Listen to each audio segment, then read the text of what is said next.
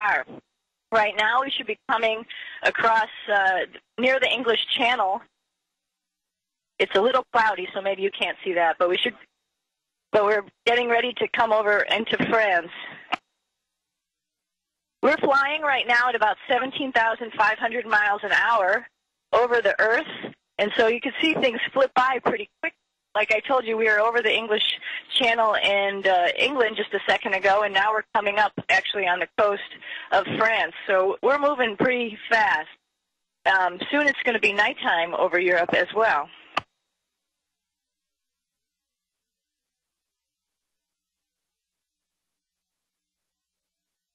So in our free time, that's sort of what we like to do. We got lots of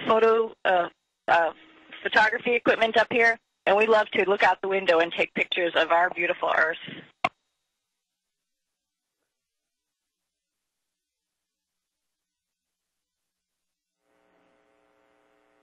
What are the risk factors to living in space? Can you be hurt?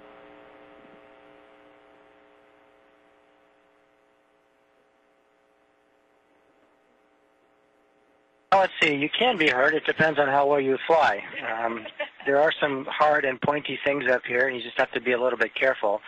But on the other hand, it's kind of a safe place because there isn't very much in the way of germs, so it's fairly healthy. And so if you're pretty careful, it's hard to get hurt. We don't swing hammers very often up here, so we don't stub our toes because we don't walk. So by and large, I'd say it's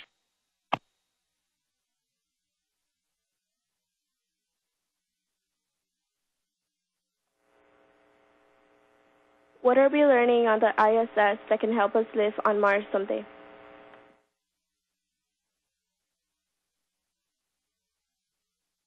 Well, let's see. That's a tough question because there are lots of things that we're learning. First of all, I think we've made the point that we're studying a lot about our body, about human physiology, and how it reacts in a microgravity environment, and that's going to be very important for any kind of an expedition, especially to Mars, because it'll take a long time to get there, and it'll take a long time to get back. So that's the most important thing probably, but maybe from a non-scientific standpoint, what we're learning is how to cooperate with other countries in an international adventure like the space station, because we probably will end up going Mars in a joint mission with some other countries, and it's really not that easy to learn how to work with people who speak a different language, who have a different culture, who have different history, who might have different value systems. So that's one of the big things we're learning up here, not on the science side. So I'd say we've got all the bases covered for a trip to Mars someday.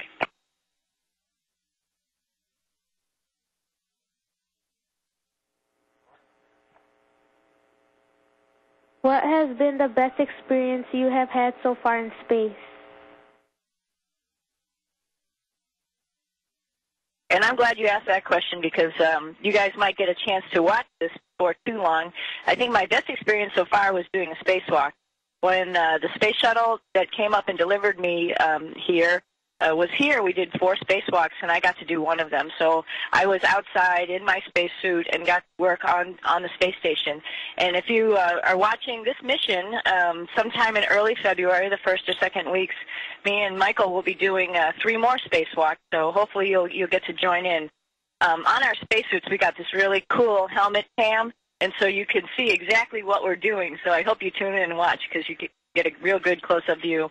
And what's really neat about that is the view, not only like the window I was talking about is, you can see out the window, but when you're on a spacewalk, it's just you out there in your spacesuit. So your view, you get a nice 360-degree view of the whole Earth and the universe. So it's really spectacular. I hope you can join us.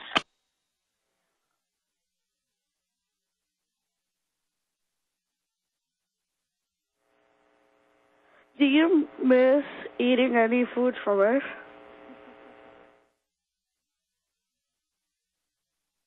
Every now and then I do. I think one of the things we showed you was drinks and how they're not in cups, they're in bags. Well, I think one of the biggest things I miss is not being able to dip an Oreo in a cup of milk because you sort of just have to take a bite of a cookie and then drink the milk and squish it all around in your mouth, and that's sort of a bummer. It's not really like dunking your cookie in milk.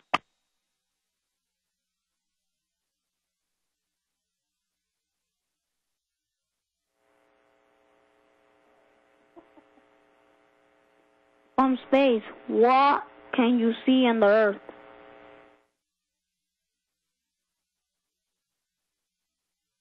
Well, you can see the Earth below, of course, depends if it's day or night. We go around the Earth about once every 90 minutes, and of course half of the planet is in darkness and half of it is in sunlight. And the Earth is rotating beneath us. So every time we go over a different part of the Earth. So as Sunny said, right now we're just about, we're passing over Greece and southern Bulgaria. So if you know your geography, you know we've gone quite a while in just the last 5 minutes or so. And with the naked eye, it's just kind of like being in a very, very high